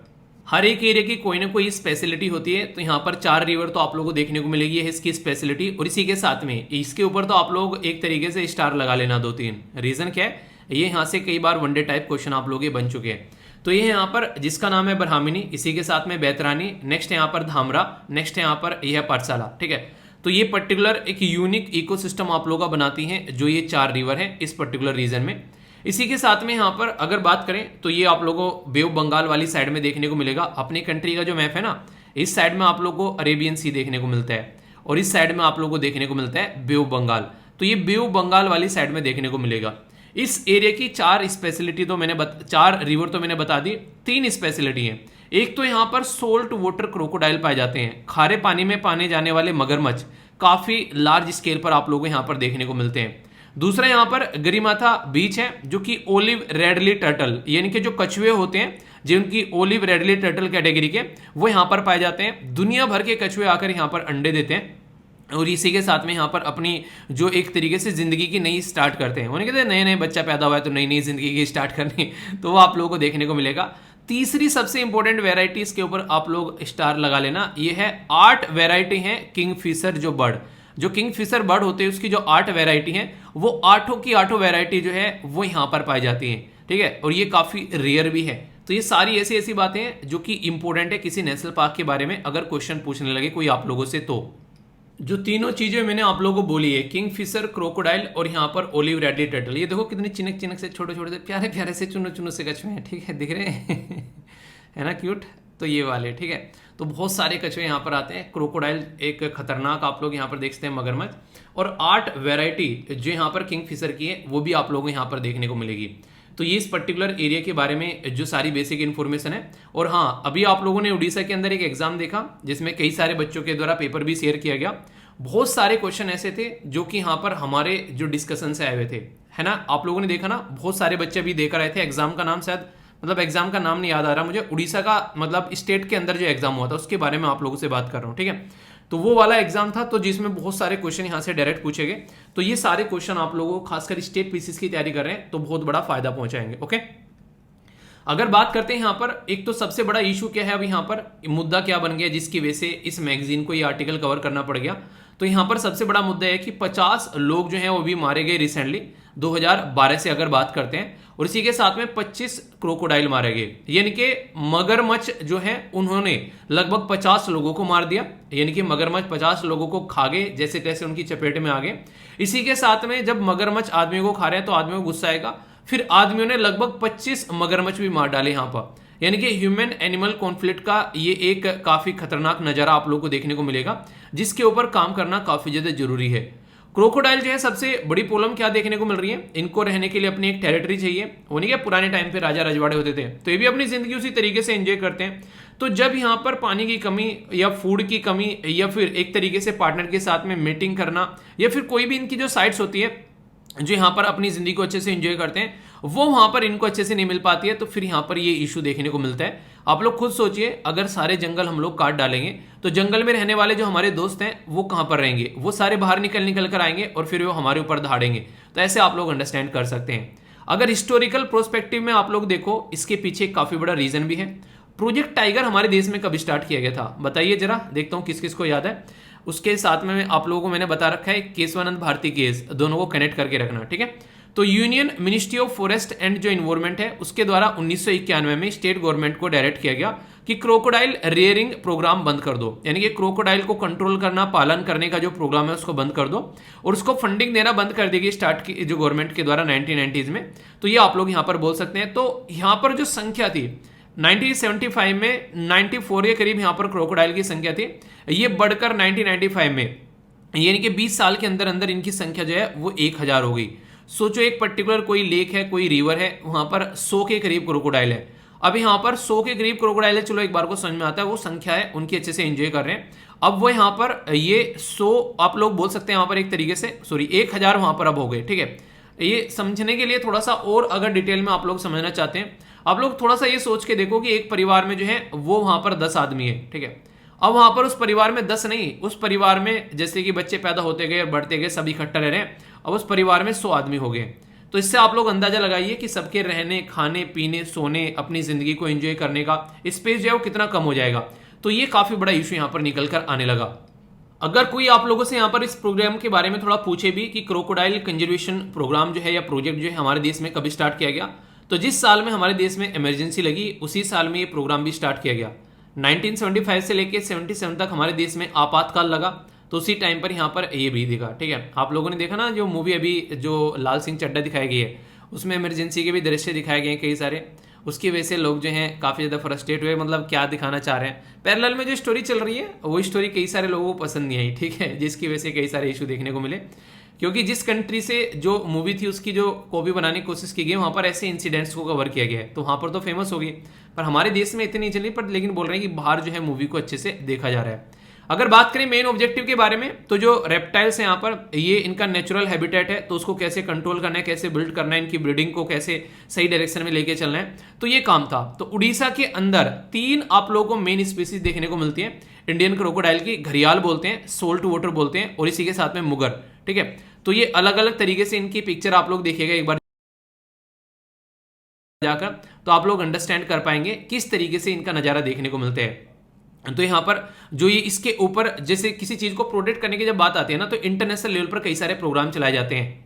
आप लोग यहाँ पर एक बार देख लीजिए, जैसे क्रोकोडाइल के बारे में बात करें तो कुछ इस तरीके से आप लोगों को देखने को मिलेंगे यहाँ पर। ठीक है, तो यानी कि ये छोटी सी चोंच का आप लोग घड़ियाल देखने को मिलते हैं। ये एक शाकाहारी माना जाता है आई थिंक। तो यहाँ पर ये एक तरीके से ये काफी ऐसा नहीं है देखने में कि एक तरीके से जिसकी चोंच सी आप लोगों को देखने को मिल रही है। तो यहाँ पर मछली वगैरह सब खाता है कि नहीं खाता है पता नहीं, आई थिंक शाकाहारी शायद, मतलब देखना इसके बारे में थोड़ा सा मुझे याद नहीं आ रहा एग्जैक्टली। ठीक है, IUCN की जो लिस्ट है यहाँ पर उसमें देखने को मिलेगा यहाँ पर मेंशन। और यहाँ पर अगर बात करें यूनाइटेड नेशन डेवलपमेंट और फूड एंड जो एग्रीकल्चर ऑर्गेनाइजेशन है उसके द्वारा फंड किए गए technical support government of India को, ताकि इनको सपोर्ट भी प्रोवाइड कराई जा सके। ठीक है, तो यहाँ पर हम लोगों ने एक नेशनल पार्क देख लिया, उसके बारे में बातें कर ली, क्या रीजन है कि यहाँ पर ये न्यूज में आ रखा है, इसके ऊपर आर्टिकल लिखे जा रहे हैं, वो बेसिक चीजें भी हम लोगों ने कर ली। ठीक है, तो अब आप लोगों के सामने है क्वेश्चन, जो कि यहाँ से क्वेश्चन पूछे जा चुके हैं, आप लोग इसका आंसर दीजिए। यूपीएससी ने 2017 में यहां से क्वेश्चन पूछा। ठीक है, तो यहां पर बड़ा ही इंटरेस्टिंग से और डिफरेंट तरीके से क्वेश्चन पूछा, आप लोग देखते हैं। बोला जा रहा है कि if you want to see the घड़ियाल इन द नेचुरल हैबिटेट, तो आप लोग क्या करना पड़ेगा कि उनसे प्लेस को आप लोगों को विजिट करना पड़ेगा। तो ये काफी इंपॉर्टेंट क्वेश्चन ऐसे पूछे जा रहे हैं। आज के डेट में यूपीएससी में ना समझदार हो गया है, जो रटे फटे क्वेश्चन होते थे ना वो नहीं अब आप लोगों से पूछता है, थोड़ा डिफरेंट तरीके से क्वेश्चन पूछता है। तो बात की जा रही है यहाँ पर कि आप लोगों को भितरकनिका जो मैंग्रोव्स में जाना पड़ेगा, या फिर यहाँ पर चंबल रिवर में जाना पड़ेगा, या फिर आप लोगों को जो पुलकित लेक है वहां जाना पड़ेगा, या फिर आप लोगों को दीपोर जो भील है वहां जाना पड़ेगा। तो काफी इंटरेस्टिंग क्वेश्चन है। अगर इसके बारे में बात की जाए तो याद रखिएगा, अगर आप लोगों को जाना है क्या देखने, घड़ियाल देखने। ठीक है, घड़ियाल जो होती है उनकी जो चोंच होती है लंबी सी, वो आप लोगों को देखने को मिलेगी। तो इसके बारे में याद रखिएगा, सबसे ज्यादा जो यहाँ पर नॉर्मली देखने को मिलते हैं, तो ये चंबल जो एक तरीके से रिवर जो चंबल घड़ियाल वाइल्ड लाइफ सेंचुरी है वहां पर आप लोगों को नजर आएगा। ठीक है, तो ये क्रिटिकली इंडेंजर्ड रीजन में भी आप लोगों को देखने को मिलते हैं। ठीक है, तो ये एक तरीके से आप लोग बोल सकते हैं यहाँ पर, तो आंसर इसका बी हो गया। तो इस तरीके से क्वेश्चन पूछे जाते हैं आप लोगों से एग्जाम में। अगर बात करूं यहाँ पर साइंटिफिक नेम के बारे में, तो ये सारे और कौन सा ऑर्डर, कौन सा फैमिली, क्या क्या चीजें हैं, इनके बारे में बेसिक इन्फॉर्मेशन दे रखी है, कनेक्ट आप लोग कर सकते हैं। ठीक है, बाकी यहाँ पर ये आप लोगों को महानदी देखने को मिलेगी। ये पर्टिकुलर एरिया आप लोग यहाँ पर देखते हैं, बे ऑफ बंगाल के अंदर में ये पुलकित लेक आप लोगों को यहाँ पर देखने को मिल रही है, ये आंध्र प्रदेश के अंदर में है। ये ऐसी चीजें हैं जो आप लोगों से आगे क्वेश्चन पूछा जा सकता है। ठीक है, इसी के साथ में आसाम के अंदर अगर आप लोग जाओगे तो 7 नेशनल पार्क हैं। ठीक है, तो सातों के नाम यहाँ पर दे रखे हैं। अगर कल को कोई आप लोगों से पूछ ले तो आप लोगों को याद रखना है, जैसे दीपोर भील हो गया। ठीक है, तो इसके बारे में भी यहाँ पर आप लोगों को देखने को मिलेगा, दीपोर भील। ठीक है, तो ये है अभी रिसेंटली सबसे लेटेस्ट कौन सा ऐड किया गया है, ये आप लोग क्वेश्चन का आंसर दे सकते हैं। तो कहने का मतलब यहाँ पर ये कि आप लोगों से ऐसे क्वेश्चन पूछे जाते हैं जिससे कि कोई भी कंफ्यूजन आप लोगों के माइंड में नहीं होना चाहिए। फीडबैक जरूर दिया करो यार, आप लोगों को जैसे भी लेक्चर लगता है, कोई भी डाउट होता है तो उसको पूछ लिया करो। तो इससे यूट्यूब को और मुझे पता चलता रहता है कि आप लोगों को लेक्चर कितना पसंद आ रहा है। तो एक बेसिक एक छोटा सा आर्टिकल था, तो कोई भी डाउट नहीं होना चाहिए। दोस्तों, आप लोगों ने एक टर्म कई बार सुनी होगी, 1 nation 1 tax, 1 nation 1 election, 1 nation 1 card. ये इस तरीके के पैटर्न में एक और नई एक स्लोगन आप लोगों का जुड़ गया है, 1 नेशन 1 फर्टिलाइजर स्कीम। यानी कि पूरे देश के अंदर में एक ही नाम से उर्वरक स्कीम बेचने की बात की जा रही है। बेसिकली जो फर्टिलाइजर होते हैं, जो उर्वरक होते हैं, हमारे किसान भाई जो हैं जिनको खेतों में इस्तेमाल करते हैं, तो उसका एक ही नाम रखने की बात की जा रही है। आप लोग बोलोगे ऐसा कैसे कर सकते हैं, कंपनी अलग अलग हैं, अलग अलग कंपनी अलग अलग प्रोडक्ट बनाती हैं, उनकी पहचान कैसे होगी। और अगर उनकी पहचान को भी एक बार को छोड़ दो, कल को चलकर किसी एक कंपनी ने घपला कर दिया तो फिर सारी की सारी एक तरीके से नहीं कि एक मछली सारे तालाब को गंदा कर दिया, तो उसको कैसे टैकल करोगे। तो बहुत एक ही इंपॉर्टेंट आर्टिकल बोल सकते हैं यहाँ पर ये, और ऐसे क्वेश्चन अक्सर आप लोगों से एग्जाम में पूछ भी लिए जाते हैं। तो काफ़ी डिटेल में मैं डिस्कस करूंगा इस टॉपिक को, और खासकर अगर आप लोग एक ऐसे परिवार से आते हैं जहां पर एक तरीके से आप लोग एग्रीकल्चर के साथ में कनेक्टेड हैं, तो यहाँ से इंटरव्यू का भी क्वेश्चन आप लोगों के लिए बन सकता है। ठीक है, तो अच्छे से समझेंगे यहाँ पर। तो जीएस पेपर 2 में जो गवर्नमेंट के इनिशिएटिव है उसके साथ में, या फिर आप लोग जीएस पेपर 3 एग्रीकल्चर के साथ में भी इसको कनेक्ट करके देख सकते हैं। सबसे इंपॉर्टेंट बात तो यहाँ पर यह कि इसके नाम को लेकर थोड़ा सा बवाल उठा था कि पीएम बीजेपी, ठीक है प्रधानमंत्री भारतीय जन उर्वरक परियोजना। तो यहाँ पर इसमें जो पीएम और बीजेपी बन जाता है, इसको लेकर लोग जो है कई सारी बातें कर रहे थे। चलिए वो अपनी जगह है, पर आप लोगों को एग्जाम के पॉइंट ऑफ व्यू से चीज़ें जो हैं वो पता होनी चाहिए। सबसे पहले तो ये जो पर्टिकुलर स्कीम है, ये मिनिस्ट्री ऑफ केमिकल फर्टिलाइजर के द्वारा अनाउंस की गई कि हमारे देश में एक नेशन एक फर्टिलाइजर, यानी कि अगर मोटे मोटे तौर पर बोलो तो पूरे देश के अंदर में उर्वरक की एक ही नाम से जाने जाने वाली, एक ही लोगो से, यानी कि सिंगल ब्रांड और सिंगल लोगो वाला फर्टिलाइजर जो है वो किसानों तक पहुंचना चाहिए। और इस स्कीम का नाम रखा गया है पीएम बीजेपी। आप लोग बोलोगे ऐसे कैसे पॉसिबल है, अलग अलग कंपनी अलग अलग फर्टिलाइजर बना रही है, तो हम लोग इसको कैसे लेकर चल सकते हैं। सबसे पहले तो आप लोग ये देखिए, जब संविधान के अंदर आप लोग जाते हैं तो पार्ट अगर आप लोग 7 के अंदर जाएंगे तो यहाँ पर 3 लिस्ट आप लोगों को देखने को मिलेगी। 3 लिस्ट में एक लिस्ट होती है यूनियन की लिस्ट, दूसरी लिस्ट होती है स्टेट वाली लिस्ट, और तीसरी लिस्ट होती है कॉन्करेंट वाली लिस्ट। यूनियन की लिस्ट में ओनली सेंट्रल गवर्नमेंट जो है वो कानून बना पाती है, स्टेट की लिस्ट में यहाँ पर राज्य गवर्नमेंट कानून बनाती है, और जो कॉन्करेंट जो समवर्ती सीट सूची होती है उसमें दोनों मिलकर कानून बना लेते हैं। पर लेकिन अगर सेंटर ने पहले कानून बना दिया तो उसका कानून यहाँ पर नॉर्मली माना जाता है। तो यहाँ पर एग्रीकल्चर जो आप लोगों को देखने को मिलेगा वो आता है यहाँ पर स्टेट लिस्ट के अंदर में। तो एक तो ये इंपॉर्टेंट बात आप लोग याद रखिएगा। वैसे केमिकल और इसी के साथ में फर्टिलाइजर मिनिस्टर कौन है ये आप लोग बताइए, बाकी मैं आप लोगों को पूरा ये टॉपिक आगे बढ़ाता हूँ अच्छे से।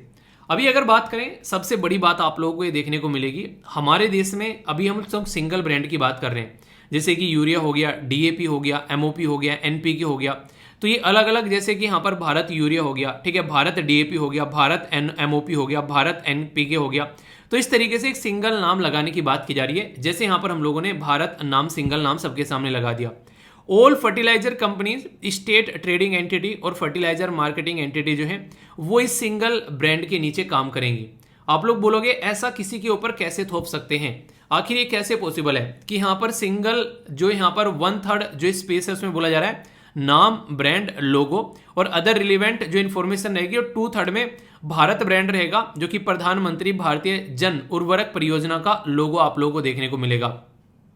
आखिर ऐसा कैसे पॉसिबल हो पा रहा है कि प्राइवेट सेक्टर के द्वारा जो यहाँ पर काम किया जा रहा है उसमें गवर्नमेंट पूरा अपना दबदबा कैसे ला सकती है। तो वो मैं अभी आप लोगों को बात करूंगा, वो एक बेसिकली एक लूप होल है इसका, जिसके चलते यहाँ पर काफी सारी चीजें इस्तेमाल की जा रही थी। ठीक है, अगर बात करें यहाँ पर बहुत पब्लिक और प्राइवेट सेक्टर की कंपनी के ऊपर स्कीम इंप्लीमेंट होगी और यूनिफॉर्मिटी आएगी जो फर्टिलाइजर के जो ब्रांड है अक्रॉस द कंट्री, यानी कि किसानों को भी कंफ्यूजन नहीं होगा, एक ही नाम से का ब्रांड देखने को मिलेगा और खरीद लो अपना और लाइफ को एंजॉय करो, अपना खेतों में डालो और लाइफ मिल वो नहीं, खेतों में उर्वरक डाला तो लाइफ झिंगा लाला, ठीक है, तो यानी कि एंजॉय कर पाएंगे।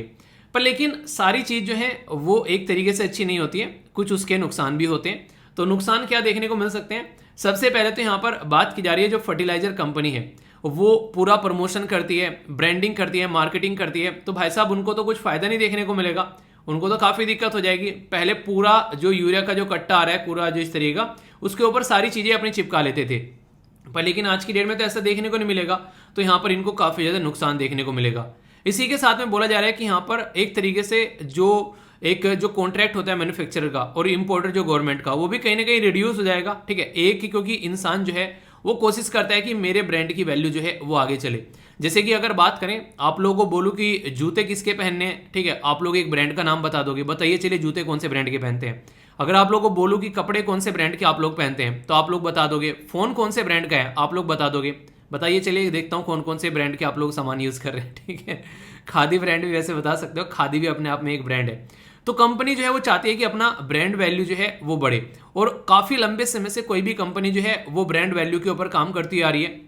तो इसके चलते यहाँ पर अभी जो ब्लेम लगाया जा रहा है कि आने वाले टाइम पे यहाँ पर एक तरीके से गवर्नमेंट की एक काइंड ऑफ मोनोपोली यहाँ पर देखने को मिल रही है, ठीक है। तो जो भी बैग रहेगा, जो बैच रहेगा फर्टिलाइजर की, जो रिक्वायरमेंट यहाँ पर जो स्टैंडर्ड बताए जा रहे हैं, ठीक है, तो कल को चलकर अगर मान लीजिए कोई कंपनी ऐसी है जिसने कुछ गलत काम कर दिया, ठीक है, तो यहाँ पर एक तरीके से नाम किसका खराब होगा, भारत ब्रांड का नाम यहाँ पर खराब होगा। और कहीं ना कहीं यहाँ पर इसके चलते एक तरीके से यहाँ पर पॉलिटिकल मुद्दा भी इसको बनाया जा रहा है। देखिए अब मैं आप लोगों को बताऊं आखिर गवर्नमेंट ऐसा कैसे कर सकती है। सबसे बड़ा जो मुद्दा यहाँ पर निकल कर आ रहा है वो यहाँ पर ये है कि गवर्नमेंट जो है वो यहाँ पर लाखों करोड़ों में सब्सिडी देती है। सब्सिडी क्या होती है, सब्सिडी होती है छूट। जैसे कि मान लीजिए आप लोग मार्केट में जाते हैं कोई प्रोडक्ट खरीदने, वो प्रोडक्ट मान लीजिए मार्केट में 50 रुपए का मिल रहा है, ठीक है, गवर्नमेंट बोले कि ठीक है हम आपके अकाउंट में जो है 25 रुपये ट्रांसफर कर देंगे, ठीक है, और 25 रुपये आप अपने पास से लगाना, तो आप लोग पूरा 50 रुपये का ये प्रोडक्ट ले लेना। यानी कि यहाँ पर एक तरीके से 25 रुपये की गवर्नमेंट ने सब्सिडी दे दी कि ये 50 रुपये का एक पैकेट है, तुम इसको खरीद कर लेकर आ जाना। मान लीजिए यूरिया का ही पैकेट है, तो यहाँ पर यूरिया का पैकेट है मान लीजिए 500 रुपये का, ठीक है, हालांकि इतने सस्ते नहीं आते नॉर्मल देखा जाए तो, ठीक है। तो यहाँ पर देखिए 250 रुपये गवर्नमेंट ने दे दिए सब्सिडी आपके अकाउंट में, 250 रुपये अपने पास से डाले और यूरिया का कट्टा लेकर आ गए। तो गवर्नमेंट जो है इस तरीके से सब्सिडी दे रही है काफ़ी लार्ज स्केल पर। तो कहीं ना कहीं यहाँ पर क्या होता है, जो सब्सिडी गवर्नमेंट देती है तो कहीं ना कहीं एक तरीके से गवर्नमेंट का पैसा लगा होता है उसमें। तो गवर्नमेंट चाहती है यहाँ पर कई बार कंपनीज को भी सब्सिडी देती है कि आप लोग उसको सस्ता बेचो और हम आप लोगों को यहाँ पर पैसा देंगे, आपका बेनिफिट कराएंगे यहाँ पर, ऐसा आप लोगों को देखने को मिलता है। तो इस तरीके से यहाँ पर गवर्नमेंट का पैसा तो लग रहा है काफ़ी ज़्यादा, पर लेकिन उनको उनका नाम कहीं नहीं दिखता है कि अच्छा गवर्नमेंट ने लगा रखा है, ठीक है।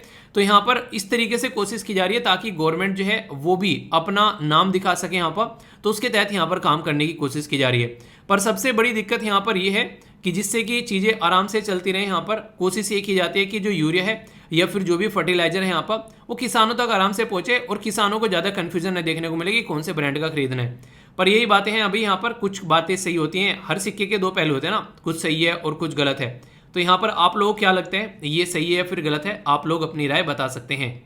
यहाँ से काफ़ी एडवांस लेवल का क्वेश्चन पूछा गया एग्जाम में, बात की जा रही है केमिकल फर्टिलाइजर के बारे में, और ये वही केमिकल फर्टिलाइजर है जिसने श्रीलंका को जो है बर्बाद कर दिया। मतलब श्रीलंका के अंदर उन्होंने बोला कि ऑर्गेनिक खेती करेंगे हम लोग, केमिकल फर्टिलाइजर यूज़ नहीं करेंगे, और वो भी उस टाइम पर जब देश की खस्ता हालत हो रखी थी। वहाँ पर अगर बात करें तो टूरिज्म की बिल्कुल खस्ता हालत थी, कोविड-19 के चलते प्रॉब्लम काफ़ी ज़्यादा देखने को मिल रखी थी।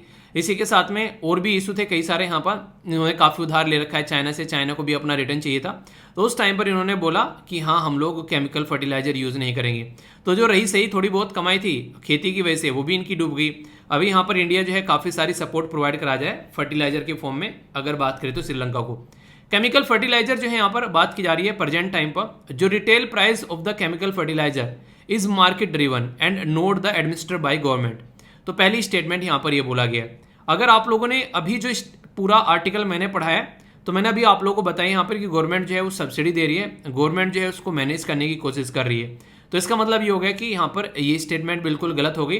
तो पहला और जो यहाँ पर ये डी, तो आप लोग वैसे ही कट कर सकते हो, ठीक है। तो इस तरीके से कहते हैं, देखिए अगर एग्जाम में पूरा क्वेश्चन भी नहीं फंसेगा ना पढ़ाए वैसे पर, लेकिन आप लोग क्वेश्चन सोल्व करने की कैपेबिलिटी आप लोगों की बढ़ जाएगी, ठीक है। तो ऐसा तो होता नहीं कि यूपीएससी में डायरेक्ट क्वेश्चन, हालांकि कई सारे डायरेक्ट भी फंसते हैं मैक्सिमम तो, पर लेकिन आप लोगों को देखने को मिलेगा मैक्सिमम क्वेश्चन ऐसे होते हैं जिनमें कुछ स्टेटमेंट से आप लोगों को एलिमिनेट करना होता है, ठीक है।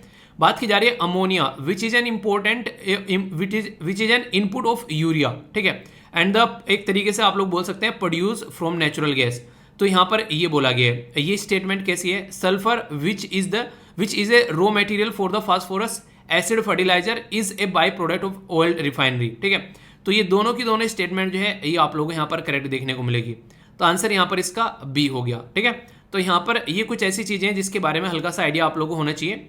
हालांकि ये ऐसी नहीं कि बहुत ही ऐसी टफ चीज़ें हैं, पर लेकिन रेगुलर इनसे क्वेश्चन बनते हैं। अमोनिया के बारे में आप लोगों ने देखा होगा, ठीक है, जब मैंने आप लोगों को हाइड्रोजन के बारे में पढ़ाया था, ठीक है, तो उस टाइम पर भी मैंने आप लोगों को बताया था हाइड्रोजन गैस से रिलेटेड जब हम लोग बातें डिस्कस कर रहे थे। तो ये ऐसी चीज़ें हैं कि कहीं ना कहीं आप लोगों को डायरेक्ट और इनडायरेक्ट वे में न्यूज़ में देखने को मिलता रहेगा। तो बेसिक चीज़ें माइंड में रहेंगी तो कोई कन्फ्यूजन नहीं होगा, ठीक है। इंटरेस्टिंग क्वेश्चन है यहाँ पर, अभी मैंने आप लोगों से डिस्कस किया फर्टिलाइजर के बारे में, इसी से मिलता जुलता एक और टॉपिक है। मैं यहाँ पर दोनों टॉपिक अलग अलग आए थे वैसे, पर मैंने सोचा था कि दोनों को एक ही साथ में आप लोगों से डिस्कस कर लूँगा। तो बात की जा रही है यहाँ पर किसके बारे में, यहाँ पर बात की जा रही है यूरिया के बारे में। यूरिया अगर बात करें सबसे ज़्यादा नॉर्मली खेतों में यूज़ किया जाता है एज ए फर्टिलाइजर के तौर पर।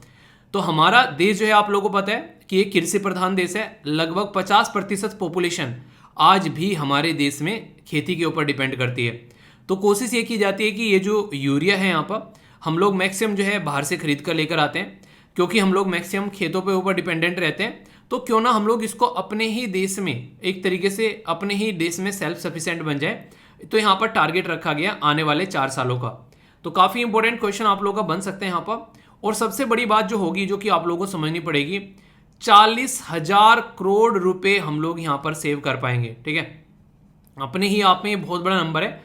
अगर हम लोग अपने ही देश में यहाँ पर अपना ही यूरिया बना पाते हैं तो 40,000 करोड़ यहाँ पर हम लोग सेव कर पाएंगे। ठीक है, तो इस तरीके से आप लोग एक काफ़ी इंपॉर्टेंट डेटा खासकर इसको बोल सकते हैं। सबसे पहले तो हमारी कंट्री में अभी रिसेंटली यूरिया की काफ़ी ज़्यादा कमी पड़ गई। यूरिया की कमी पड़ने का मेन रीज़न यहाँ पर ये था कि दुनिया भर में कोविड-19 के चलते यहाँ पर सप्लाई चेन जो थी, यानी कि सामान एक जगह से ले जाने वाली जो चेन थी वो यहाँ पर टूट गई, जिसकी वजह से यहाँ पर ये दिक्कत देखने को मिली। हमारा देश यूरिया का वर्ल्ड में लार्जेस्ट बायर है, यानी कि दुनिया में सबसे ज़्यादा बाई खरीदते हैं हम लोग यूरिया। इसी के साथ में एक पर्टिकुलर चीज़ होती है जिसको बोलते हैं DAP, ये होता है di ammonium phosphate. Di ammonium phosphate जो है हम लोग दुनिया में सेकंड नंबर पर सबसे ज़्यादा खरीदते हैं, यानी कि फर्टिलाइजर पहले नंबर पर और डाई अमोनियम सेकंड नंबर पर सबसे ज़्यादा हम लोग खरीदते हैं। तो यहाँ पर अभी जैसे मैंने बताया कोविड-19 के चलते प्रॉपर चीज़ें हम तक नहीं पहुँच पाई, तो इसका इम्पैक्ट हमको देखने को मिला कि जितनी डिमांड थी उतनी हम लोग पूरी नहीं कर पाए।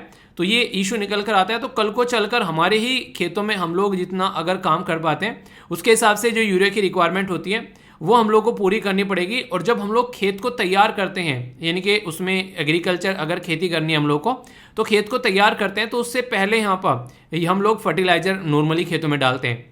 अगर आप लोग गांव से आते हैं तो आप लोगों ने अक्सर देखा होगा गोबर की खाद जो है वो खेतों में इस्तेमाल की जाती है। जैसे मान लीजिए गेहूं हमारे खेतों में से कट जाते थे तो फिर हम लोग क्या करते थे, जैसे बुग्गी में क्या करते थे, गोबर की खाद भरकर खेतों में लेकर जाते थे। ठीक है, तो यहाँ पर फिर उसको खेतों में पूरे खेतों में उनको फहराया जाता था खाद को, और फिर उसमें पानी चलाया जाता था। यानी कि खेत को तैयार करने के लिए अगली फसल के लिए ये काम नॉर्मली किया जाता है। तो इससे क्या होता है, जो अगली फसल होगी यहाँ पर खेतों के अंदर में उसकी पैदावार अच्छी होगी यहाँ पर, यानी कि खेतों के अंदर न्यूट्रिशन वैल्यू जो है वो बढ़ाने की यहाँ पर कोशिश की जा रही है। उसके चलते यहाँ पर ये सारी चीज़ें देखने को मिलती है। तो यहाँ पर ये काफ़ी अच्छा है कि हम लोग अपने ऊपर डिपेंडेंट हो। तो क्या इस डायरेक्शन में हम लोग कोई काम कर रहे हैं, क्या हम लोगों ने इसके ऊपर कोई काम किया है? तो ये काफ़ी एक इंपॉर्टेंट इनोवेशन बोल सकते हैं। इसका नाम है इफ्को नैनो यूरिया।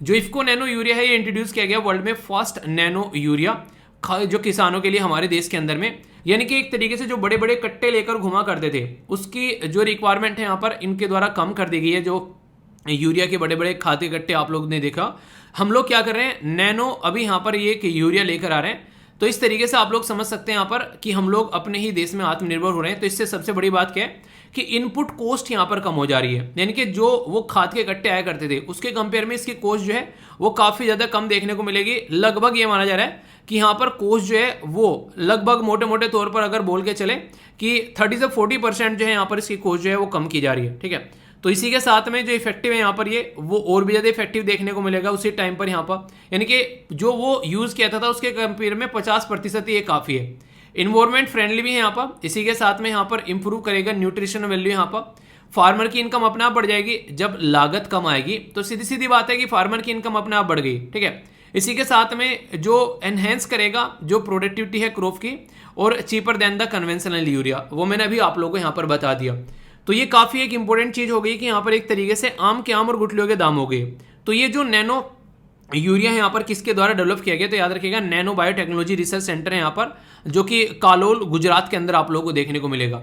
यानी कि ये जो बनाया गया है कालोल गुजरात के अंदर जो सेंटर है उसके द्वारा यहाँ पर ये डेवलप किया गया है, और इससे पूरे देश के अंदर में इसको सप्लाई करने की बात देश में की जा रही है। तो इसके चलते यहाँ पर काफ़ी ज़्यादा फायदे आप लोगों को देखने को मिलेंगे। जैसे मैंने सारी चीज़ें बताई कि यहाँ पर बेटर क्वालिटी होगी, इन्वायरमेंट को भी ज़्यादा नुकसान नहीं होगा, पोल्यूशन यहाँ पर कम फैलेगा, किसानों की भी यहाँ पर इनपुट कॉस्ट कम आ जाएगी। तो ये आम के आम और गुठलियों के दाम वाली बेसिकली बात आप लोगों को यहाँ पर देखने को मिलेगी। फिलहाल के टाइम पर अगर कोई आप लोगों से पूछ ले हमारे देश में फर्टिलाइजर की सिचुएशन कैसी है, तो हमारे देश में लगभग 500, देखिए सबसे बड़ी बात यहाँ पर ये होती है, आप लोगों को जब मैं फर्टिलाइजर के बारे में बात करता हूँ तो आप लोगों को समझना पड़ेगा कि हमारे देश में खेती कितने लार्ज स्केल पर होती है। तो इसलिए एक साल का अगर डेटा आप लोगों को देखेगा तो आप लोगों को देखने को मिलेगा 500 लाख मीट्रिक टन आप लोगों को यहाँ पर ये नजर आएगा। और ये डेटा मैं आप लोगों को 10 साल का बता रहा हूँ, तो इसका मतलब यहाँ पर ये चीजें घट नहीं रही हैं, बढ़ रही हैं काफी लार्ज स्केल पर। और दिक्कत ये होती है कि बाहर से खरीद कर लेकर आते हैं। अब ये काफी इंपॉर्टेंट है, मैंने जैसे आप लोगों को बताया था यहाँ पर जो फर्टिलाइजर सब्सिडी है गवर्नमेंट के द्वारा दी जाती है, तो यहाँ पर बजट के अंदर 2021 में 1.3 लाख करोड़ देखने को मिली। तो इसलिए गवर्नमेंट बोल रही है कि भारत ब्रांड जो है वो यहाँ पर हमारे कट्टों के ऊपर होना चाहिए। तो यहाँ से आप लोगों को समझ में आ रहा है ना गवर्नमेंट क्यों वहाँ पर ऐसी ऐसी बातें कर रही है, क्योंकि यार गवर्नमेंट जो है वो सब्सिडी दे रही है, सब्सिडी दे रही है यानी कि पैसा दे रही है, पैसा दे रही है यानी कि गवर्नमेंट एक तरीके से अपना इनपुट लगा रही है। और उसके बाद भी गवर्नमेंट के बारे में कोई जान नहीं रहा है कि गवर्नमेंट इतना खर्चा कर रही है इसके ऊपर। तो गवर्नमेंट चाहती है कि यहाँ पर उनका भी नाम जो है वो मार्केट में आए। यहाँ पर अगर पिछले टाइम से आप लोग बात करें 2018-19 से लेके 20-21 में यहाँ पर तो 8% की बात यहाँ पर की जा रही है, अभी रिसेंटली इंक्रीज हुआ है ऑलमोस्ट, ठीक है। तो इसी के साथ में यहाँ पर अगर बात करें अभी लार्ज क्वांटिटी ऑफ फर्टिलाइजर की जो जरूरत पड़ रही है, यानी कि एक तरीके से एग्रीकल्चर का आउटपुट इंक्रीज हो रहा है, यानी कि एग्रीकल्चर में से जो पैदावार हो रही है वो हमारी बढ़ रही है।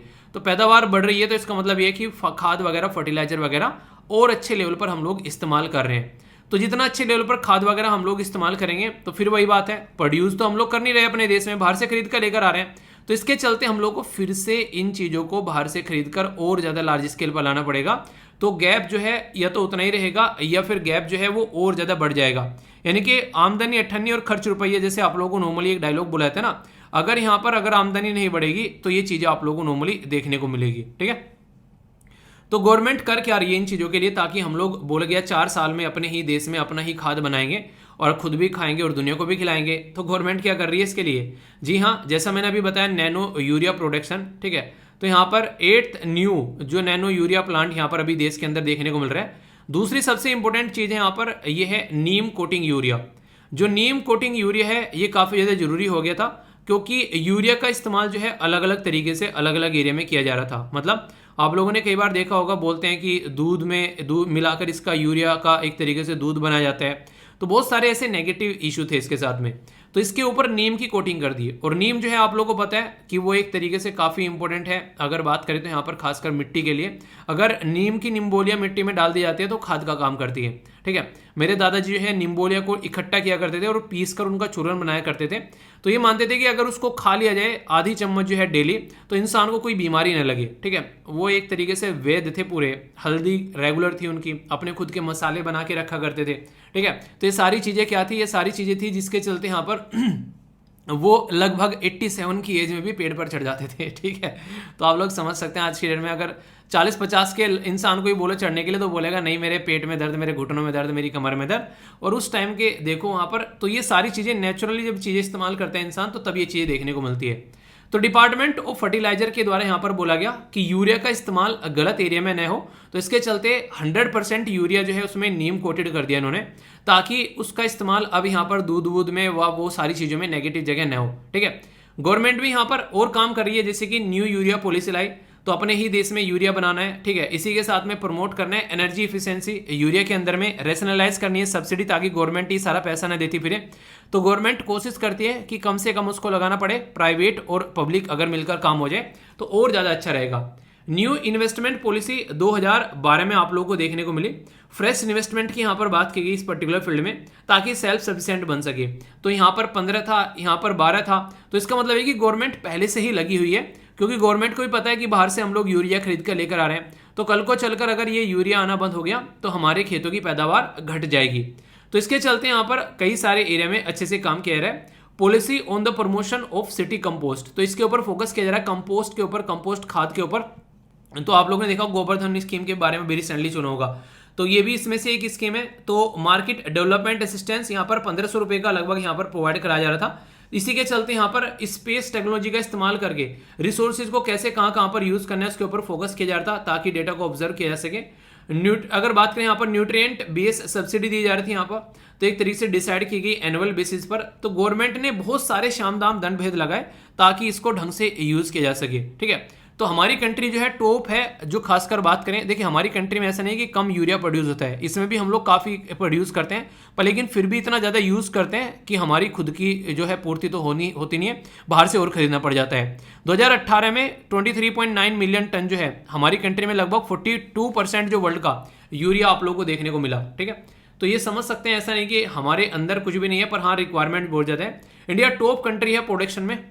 2019 में यूरिया जो है इंडिया में 24.5 मिलियन टन यहाँ पर देखने को मिला, 33% था वर्ल्ड का। टॉप 5 कंट्री कौन सी है? Russia, Indonesia, Pakistan, United State of America आप लोगों को ये देखने को मिलेगी कंट्री, जो कि लगभग 73% यहाँ पर वर्ल्ड में ये एक तरीके से काम करती है। इंडिया इंपोर्ट करता है लगभग 22% टू द 91.23 लाख जो हमारी रिक्वायरमेंट है। यानी कि सोचो आप लोग यहाँ पर हमारी रिक्वायरमेंट कितनी है और हम लोग प्रोड्यूस कितना कर रहे हैं। तो इसके चलते हम लोग को बाहर से चीज़ें खरीदनी पड़ती है, इसलिए बाहर के ऊपर डिपेंडेंट रहना पड़ता है। ठीक है, तो यानी कहने का मतलब यहाँ पर ये है पर्टिकुलर एरिया अगर आप लोग देखोगे तो यूरिया कंजप्शन के बारे में अगर बात करें तो ये आप लोगों को बढ़ता हुआ नजर आ रहा है। तो इसके चलते ये बेसिक चीज़ें हैं जो कि आप लोग याद रखिएगा। थोड़ा सा एक ऑर्गेनाइजेशन के बारे में बात कर लेते हैं जिसका नाम था इफ्को। ठीक है, इसकी फुल फॉर्म भी पता होना चाहिए यहाँ पर पहले तो आप लोगों को, क्योंकि ये एक तरीके से कोऑपरेटिव्स है। कोऑपरेटिव्स यानी कि एक तरीके से सबके फायदे के बारे में बात करती है, मिलजुल कर नुकसान और मिलजुल कर फायदा। तो Indian farmer fertiliser cooperative limited बोलते हैं इसको बेसिकली, इफ्को को। ठीक है, तो इंडिया की ये बिगेस्ट कोऑपरेटिव सोसाइटी है यहाँ पर, जो कि एक तरीके से इंडियन कोऑपरेटिव सोसाइटी। ये 1967 में ये बेसिकली बनाई गई थी। 57 कोऑपरेटिव जो आप लोगों को देखने को मिलती हैं, आज की डेट में एमलगमेशन किया गया। 36,000 इंडियन कोऑपरेटिव्स जो हैं वो अलग अलग बिजनेस में आप लोगों को देखने को मिलती हैं, इंश्योरेंस से लेके रूरल जो खासकर टेलीकॉम तक या फिर अलग अलग एरिया में। ऑब्जेक्टिव इसका ये है कि ताकि किसानों की जिंदगी को थोड़ा सुधारा जा सके, एग्रीकल्चर को एक सही इनपुट लाया जा सके, इन्वायरमेंट को ध्यान में रखते हुए एक तरीके से लोगों के वेलफेयर को भी साथ में लेकर चला जा सके। तो डेवलपमेंट जो है वो एक तरीके से साथ में चल रहा है, इकोनॉमी के साथ में बैलेंस बनाकर चलना काफ़ी जरूरी है। तो इसी तरीके से आकर ये इफ्को एक ऐसी कंपनी है जो इसी पर्टिकुलर पर्पज के लिए यहाँ पर बनाई गई है। यहाँ ये इतना इंपॉर्टेंट टॉपिक हो जाता है कि यूपीएससी खुद यहाँ पर 2015 में आप लोगों से क्वेश्चन पूछ चुकी है। बात की जा रही है इंडेक्स ऑफ 8 कोर इंडस्ट्रीज। तो इसमें आप लोगों को बताना है कि यहाँ पर किस किस का हाईएस्ट वेटेज है। यहाँ पर कोयला, इलेक्ट्रिसिटी, फर्टिलाइजर और स्टील। ठीक है, तो यहाँ पर ये वही टॉपिक है जो मैंने काफ़ी तसल्ली में आप लोग कई बार पढ़ा रखा है। इवन अगर आप लोग यहाँ पर टेलीग्राम पर भी जाओगे और यहाँ पर सर्च बार में आप लोग कोर लिखोगे, यानी कि कोर इंडस्ट्री लिखोगे, तो यहाँ पर आप लोगों के सामने कोर सेक्टर खुलकर आ जाएंगे। तो जो कोर सेक्टर है उनके बारे में डिटेल में इंफॉर्मेशन आप लोगों को देखने को मिल जाती है। ये स्लाइड आप लोगों की याद आ रही होगी। तो कोयले का यहाँ पर 10%, ये सारी चीज़ें मैंने आप लोगों को डिटेल में बता रखी है। इसी के साथ में यहाँ पर वैसे भी आप लोगों को सारी चीज़ें यहाँ पर समझा रखी है, देख सकते हैं डिटेल में आप लोगों के सामने। रिफाइनरी प्रोडक्ट सबसे ज़्यादा है, इलेक्ट्रिसिटी उससे कम, स्टील उससे कम, कोयला उससे कम, crude oil, natural gas, cement और फर्टिलाइजर। तो ये सारी चीज़ें आप लोगों को यहाँ पर बता रखी है, हिंदी और इंग्लिश में भी। तो जो भी डाउट हुआ करे आप लोग इनको देख सकते हैं, जहाँ पर भी कोई प्रॉब्लम हो तो उसका सोल्यूशन आप लोगों के सामने है। तो यहाँ पर बताइए अब आप लोगों के हिसाब से सही आंसर क्या है। वीडियो को पॉज कर लेना एक बार, इतनी बार पढ़ा रखा है यार, इसका तो आंसर दे देना सही। बिल्कुल ही नाक कटाओगे क्या? तो आंसर गलत नहीं होना चाहिए। ठीक है, तो आंसर क्या हो गया? आंसर यहाँ पर बी हो गया। ठीक है, तो बेसिक इन्फॉर्मेशन है जो मैंने आप लोग को बताई। यहाँ पर कोई भी डाउट आप लोगों को नहीं होना चाहिए, इसमें डिटेल में सारी बातें आप लोगों के सामने हैं यहाँ पर। तो इलेक्ट्रिसिटी अगर आप लोग यहाँ पर देख सकते हैं तो 19% है। ठीक है, तो ऐसे आप लोग यहाँ पर देख सकते हैं। इससे ऊपर रिफाइनरी है यहाँ पर अगर आप लोग जाएंगे, बाकी सारे प्रोडक्ट का जो वेटेज है वो आप लोगों के सामने है। ठीक है, तो क्वेश्चन बड़ा ही प्यारा सा बना, तो इस तरीके से कंफ्यूजन नहीं होना चाहिए। ये क्वेश्चन आपका मैंने अभी अटेम्प्ट कराई दिया यहाँ पर, तो इसको आप लोग फिर से देख लेना। 2020 में ये डायरेक्ट क्वेश्चन पूछा गया था। ठीक है, एक क्वेश्चन है यहाँ पर यूरिया प्रोडक्शन के बारे में बात की जा रही है। यहाँ पर कौन सी स्टेटमेंट करेक्ट है? बोला गया कि इंडिया, यहाँ पर अगर बात करें कि कौन सी टॉप 5 कंट्री है, India, Russian federation, Indonesia, China, United State of America. तो सही आंसर क्या है यहाँ पर अगर इसके बारे में बात की जाए? तो याद करो जब मैं आप लोगों को पढ़ा रहा था कि कौन कौन सी कंट्री है जहाँ पर सबसे ज़्यादा आप लोगों को यूरिया देखने को मिलता है, तो इसमें से कौन सी करेक्ट स्टेटमेंट है अगर आप लोगों से पूछूं।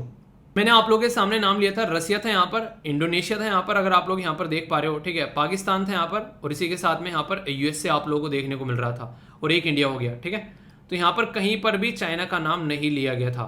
तो अगर आप लोग को ये एक स्टेटमेंट पता है ओनली कि चाइना उसमें नहीं था, तो एक ही स्टेटमेंट से पूरा क्वेश्चन जो है आप लोग सोल्व करके ले गए।